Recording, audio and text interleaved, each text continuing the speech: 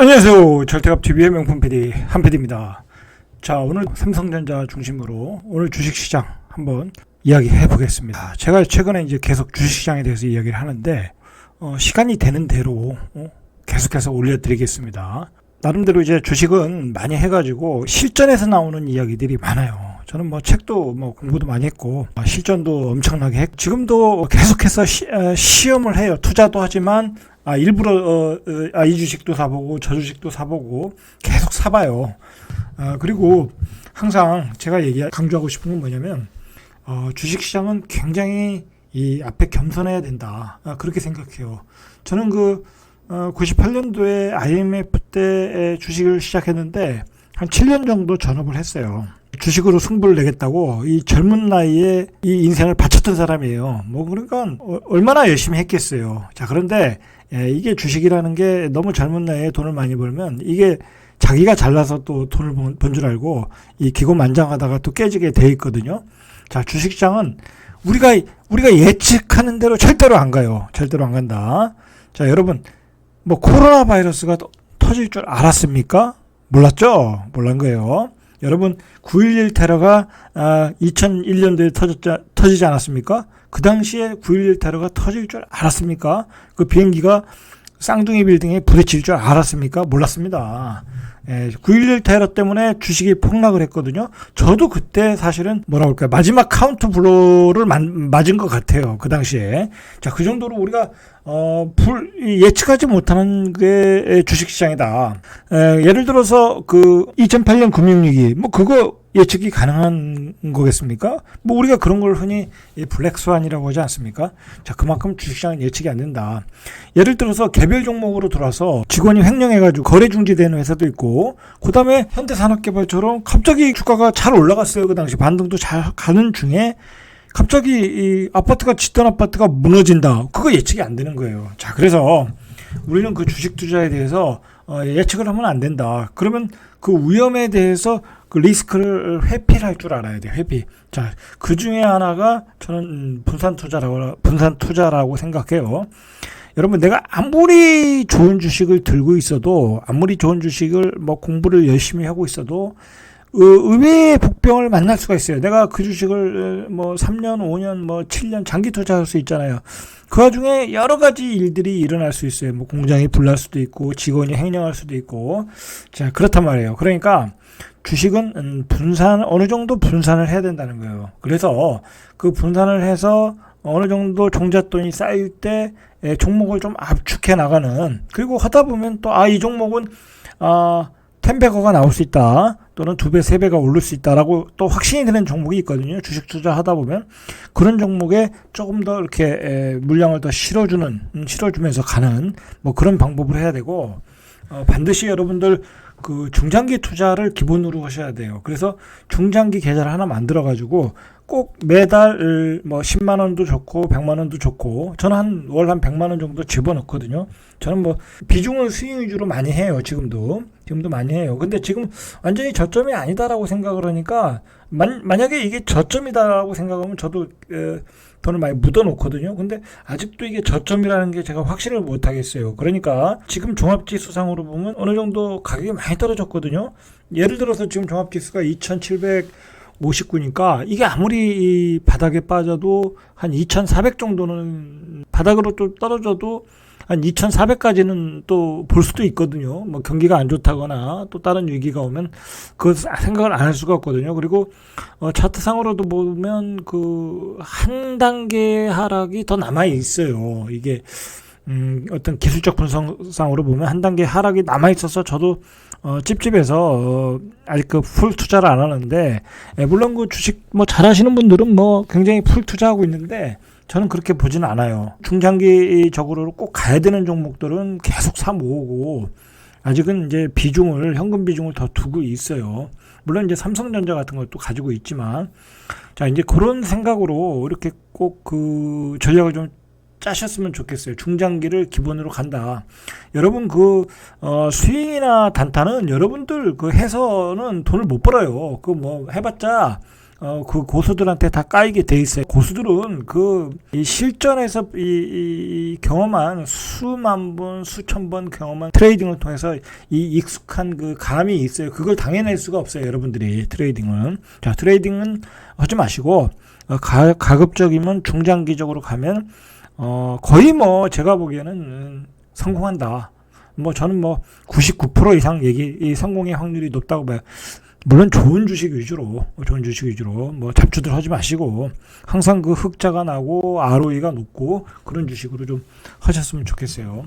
어쨌든, 주식에 관한 방송들은 제가 좀, 시간 나는 대로 해드릴 테니까, 여러분들 시간 날 때마다 들으셔서 많은 도움이 되고, 제 방송을 통해서, 주식 투자를 통해서, 그리고 부동산 투자를 통해서 부자가 됐으면 좋겠어요. 여러분, 나이가 돈이 없으면은 대접을 못 받아요. 그리고 돈이 없으면 인생이 너무 초라해요. 우리가 한 번 사는 인생 좀 화려하게 살아야 되지 않겠습니까? 그냥 월급쟁이로 살다가 이렇게 갈 수는 없잖아요. 그리고 지금은 월급쟁이로 산다는 게 이제 불가능해요. 이 자산들의 어떤 급등을 쫓아갈 수가 없어요. 왜냐면 그 자산 시장, 투자 시장이 아주 현란해져 가지고 그 분야에서 어떤 그 소득을 올리는 계층들이 있어요. 투자 시장에서. 그러니까 투자를 안 하면 그냥 거지가 되는 거야. 내가 보니까 그냥 거지가 된다. 그렇기 때문에 젊은 나이에 있으신 분들도 당연히 해야 되는 거고,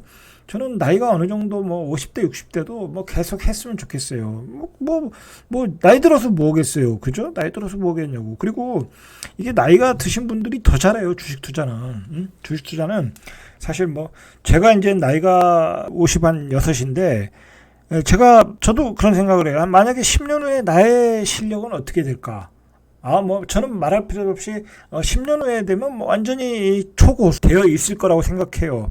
무리하지만 않으면 아주 정석적으로 잘하고, 마음의 수련만 잘하면 분명히 초고수가 되어 있을 거예요. 그러면 그때는 지금도 안전하게 잘 벌고 있지만, 그때는 그냥 아주 뭐랄까요, 달인이 돼 있을 거라는 거예요. 그만큼 이 주식시장은 어떤 경력이 중요한 거다. 경력과 실전 경험이 중요한 거다.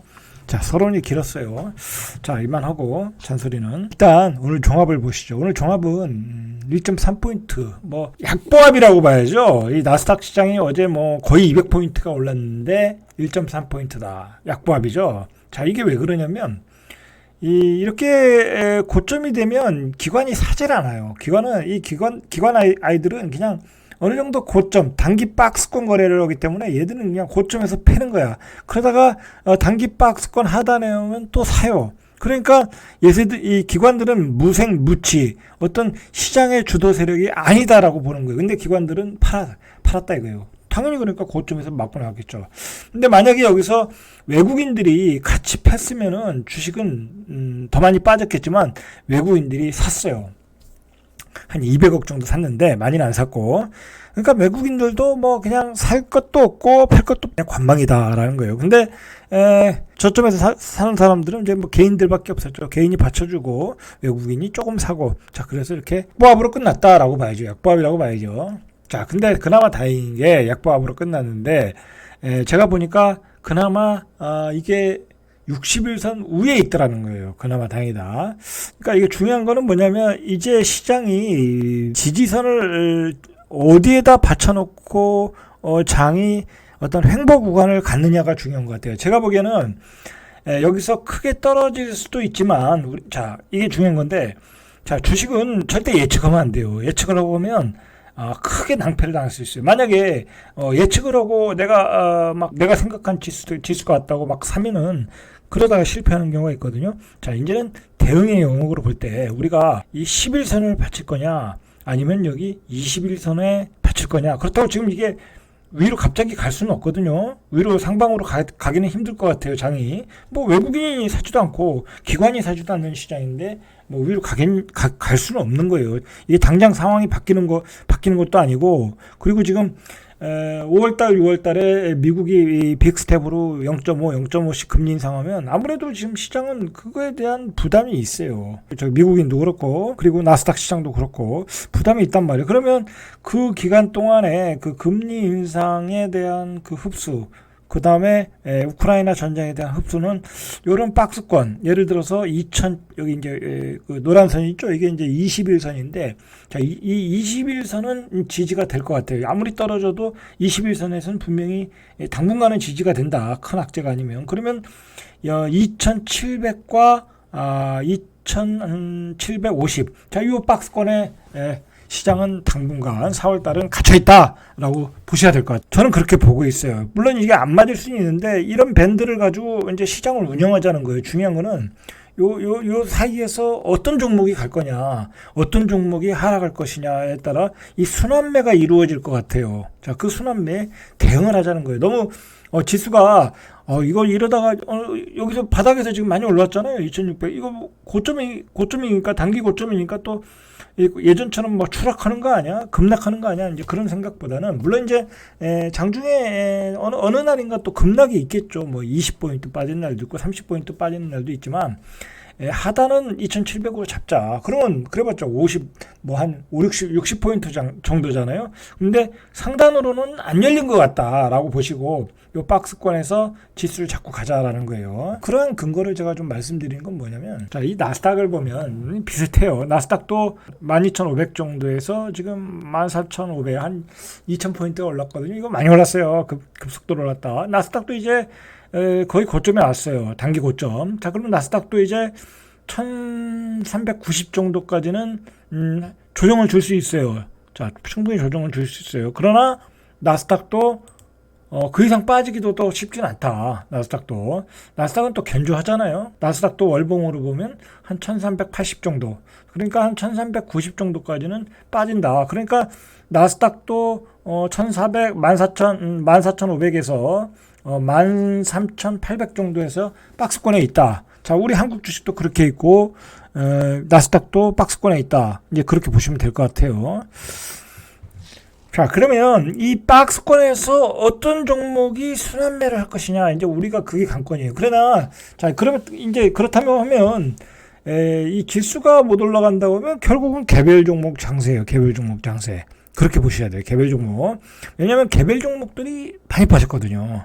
자, 많이 빠졌다가 지금 바닥을 가지고 올라가려고 준비하는 종목이 있고 이미 올라간 종목들이 많고요. 자, 그렇게 보셔야 돼요. 일단 올라가는 것들이 잡주들이 많이 올라갔잖아요. 그리고 싼 종목들, 그 다음에 원자재 쇼티지가 난 종목들, 그런 종목들이 많이 올라갔거든요. 근데 의외로 또 좋은 종목들이 안 올라간 종목들이 많아요. 뭐 제가 그런 종목들이 많다. 자, 보시고 생각하시고 일단 삼성전자 한번 보시죠. 그러니까 제가 이제 이 박스권을 설정해 놓고 이야기하는 거는 여러분 너무 겁먹지 말라는 거예요. 이제 항상 주식을 올라오면 현금에, 저도 지금 들어간 게 한 현금에 한 최소한 제 통장에 있는 현금, 뭐 이제 뭐 은행에서도 뭐 이제 또 통장 깨고 하면 뭐 더 많은 돈을 넣을 수 있겠지만 한 그래도 통장에서 바로바로 그런 돈은 한 50% 정도는 들어갔어요. 아직 50% 현금은 남겨놨고 지금도 주식 들어가 있어요. 자, 그 정도로 주식은 좀 가지고 있어야 돼요. 가지고 있어야 주식의 움직임도 알고 그 중간중간 수익이 나면 또 팔고 뭐 그렇게 해요. 저는. 그래서 뭐 짧게 스윙 계좌로 움직이는 것들은 뭐 한 5%만 놔도 그냥 팔아버려요. 그리고 뭐 딴 종목 가서 또 먹으면 되니까. 자, 이 삼성전자를 보면 좀 답답해요. 이게 지금 가장 이제 불만이 많은 분들이 삼성전자를 들고 있는 분들이잖아요. 자, 오늘도 나스닥이 200포인트 떴는데 이거 뭐 한 플러스 한 200원에 시작했나요?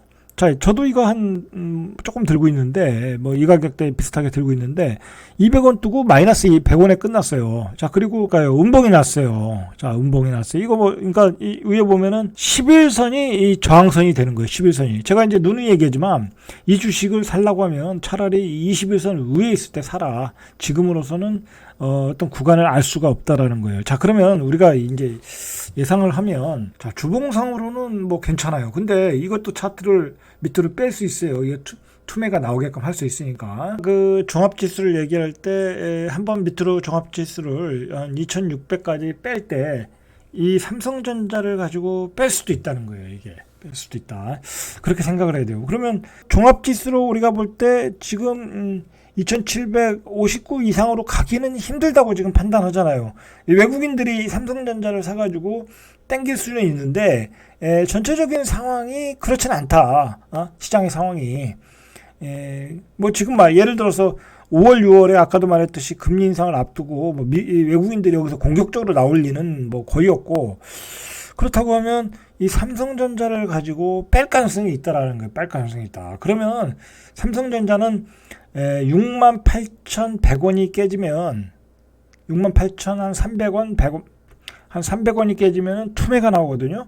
자, 그렇게 뺄 수도 있다라는 거예요. 그런 점을 조금 염두에 두셔야 돼요. 그런데 아까도 말했듯이 2,600 정도면 바닥이니까 이거를 삼성전자를 여기서 빼면은 예를 들어서 뭐 1,000원이든 2,000원이든 뭐 3,000원이든 2,600까지 뺄 때가 이 삼성전자의 단기 바닥이다라고 보시면 돼요. 그때 삼성전자는 들어가셔야 돼요. 그때 삼성전자는 들어가셔야 돼요. 물량을 담으셔야 돼요. 담으셔가지고 다시 또 2,750까지 갈 수 있으니까 그 트레이딩 구간이 나올 수 있다라는 거예요. 이건 사실 뭐 고급스러운 얘기예요. 제가 뭐 그냥 하는 얘기 아니라 이 삼성전자를 제가 엄청나게 관찰을 했고, 그리고 삼성전자를 계속 거래를 했어요. 제가 일부러 거래했어요. 이제 거의 다 수익을 내고 팔았는데, 단기 트레이딩으로 이제 접근하면서 팔았는데, 왜냐면 삼성전자는 하락 추세니까 들고 갈 수가 없잖아요. 그리고 삼성전자는 조금 물려도 가지고 있으면 또 다 반등이 와요. 자, 근데 지금은 아주 약한 구간이다라고 보셔야 돼요. 그러니까 삼성전자는 당분간 횡보하다가 하향 추세가 나올 가능성이 크다. 왜냐하면 지수가 못 올라가니까. 자, 그렇게 일단 보셔야 돼요. 자, 삼성전자는 여기까지만 제가 말씀드릴게요. 뭐 더 이상 얘기할 게 없어요. 그리고 이제 내일 시장을 보고 또 말씀드릴게요. 자, 요즘 시장이 어떤 시장이냐면 자, 예를 들어서 설명드릴게요. 자, 이게 예를 들어서 골프전 뉴딩이라는 건데, 뭐 요즘 골프 사업 잘 되니까 주식이 많이 올랐어요. 이게 초반에 대비해서 이게 2000년 초반에 코로나 바이러스가 터질 때가 1,650원인데 12,200원, 지금 이제 조정받고 8,000원, 한 700원, 760원까지 이제 워낙 사업이 잘 되니까 이런 주식은 이제 장기 추세로 가는 거죠. 장기적으로 우상향하는 주식인데, 제가 이제 블로거에 이 주식을 뭐랄까요, 추천을 드린 적이 있어요. 한번 관찰해봐라. 이 지점에서 저도 물론 이제 샀었죠. 사면서 이제 말씀을 드린 적이 있는데, 제가 이 주식을 지금 얘기하는 것은 이 주식을 지금 따라가라는 얘기가 아니라 바로 이렇게 횡보한 주식들, 이제 고점에서 낙폭이 크고 횡보한 주식들, 이런 개별 종목들이 가더라는 거예요. 가더라. 자, 이런 종목들을 여러분들이 이런 패턴의 주식들을 지금 사놓고 기다려야 돼요. 왜냐면 지금 어차피 종합지수는 박스권에 갇혔거든요. 2,750에서 2,600 밴드에 딱 갇혔기 때문에 그 사이에서 수익률 게임을 하는 거예요. 이런 종목들로. 또 몇 가지 한번 예를 들어볼게요. 자, 이 CJ 푸드인데 이것도 이제 고점에서 5,400원 찍고 저점에 3,400원 찍고 요 횡보했거든요. 요 최근에 몇 달 동안 횡보하다가 최근에 시세를 좀 냈잖아요. 자, 이런 종목들 요런 패턴으로 가더라는 거예요. 이런 패턴으로. 자, 그러면 중요한 거는 요렇게 횡보하는 주식들을 사면 되는 거예요. 요렇게 횡보하는 주식들. 그러면서 그런 횡보하는 주식들, 실적이 좋고 우량한 주식들이죠. 이제 적자나거나 관리 종목이나 그런 거 하시면 안 되고, 실적이 탄탄하게 고점에서 많이 떨어졌고 이렇게 횡보하는 주식들, 요런 주식들로 가면 될 것 같아요. 예를 들어서 이 주식도 제가 조금은 가지고 있어요. 저는 포트폴리오가 한 몇십 개 되니까 제가 이제 설명드리는 거예요. 자, 이것도 이제 예를 들어 설명하는 거. 이것도 5,800원 찍고, 다음에 한 5,100원 찍고, 그 다음에 3,100원 찍고, 자, 횡보하다가 저점이 높아지잖아요. 자, 그리고 여기서 이렇게 매집한 흔적이 좀 보이죠? 그러면서 이제 갈 준비를 하고 있는 거예요. 이런 주식들이. 크게 이제 40포인트 연장 3일 빠지고 그런 시장이 아니에요. 지금 외국인과 기관의 매매 패턴을 보면, 그 수급상을 보면, 크게 때리고 할 타임이 아니다. 그리고 시장에 별다른 이제 악재도 별로 없어요. 전쟁은 지루하게 길게 가고 있고, 그 다음에 금리 인상은 이미 다 아는 얘기고, 이제 빅스텝이라는 건 누구나 다 아는 얘기고, 그러니까 시장에 별 악재도 없고, 이제 수급에 이제 달려있는 건데, 수급은 그냥 정중동이다. 기관도 샀다 팔았다 하기 때문에 어떤 파는 주체라고 볼 수도 없고, 자, 이렇게 박스권에 갇혀있고, 두 가지로 보면 돼요. 아까 말했듯이 개별 종목들의 그런 안간 종목들의 어떤 순환매, 대형주들도 순환매 하거든요. 대형주들도 예를 들어서 뭐 대형주라고 다 떨어지는 거 아니에요. 뭐 예를 들어 요즘 SK텔레콤 같은 건 좋잖아요. 포스코도 차트는 좋아요. 지금 삼성전자가 제일 차트가 안 좋지. 예? 그러니까 이 대형주들도 종목별 장세가 이루어지고 있다. 지금 이제 2차 전지가 크게 반등을 하고 있잖아요. 뭐 그런 식으로 돈들이 2차 전지를 좀 쏠리고 있잖아요. 지금 2차 전지 들어갈 때는 아니고, 그러면 대형주가 그 다음에 순환매가 뭐가 되느냐, 이제 그런 걸 잘 연구하셔야 돼. 예, 그런 걸. 자, 그런 거에 대해서 좀 정리가 되면 제가 한번 올리겠습니다. 자, 오늘 시향은 여기까지. 이상 절대값 TV의 명품 PD 한 PD였습니다.